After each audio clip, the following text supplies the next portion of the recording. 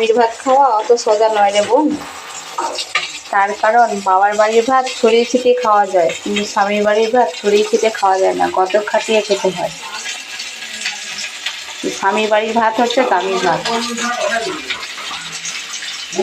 স্বামীর বাড়ির দামি ভাত ছড়িয়ে ছিটিয়ে খাওয়া যায় না। তার কারণ রান্না বান্না করে অনেক কষ্ট, অনেক পরিশ্রম করে তারপরেই খেতে। তো দেখো, শাশুড়ি মা যখন জিজ্ঞাসা করে না, বৌমা তুমি কি করছো, তো বৌমা তখন বলে যে শুয়ে বসিয়ে কাটিয়ে দিচ্ছি মা। তো দেখো, শুয়ে বসে কত কাটাতে পায় শ্বশুর ঘরে, তো দেখে নাও।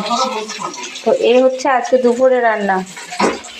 এগুলো করতে করতে তো দিনের শেষে সে দুটোই বেজে যায়। তো বৌমা কিন্তু খেলো কি না খেলো সেটা কিন্তু কেউ খোঁজ রাখে না।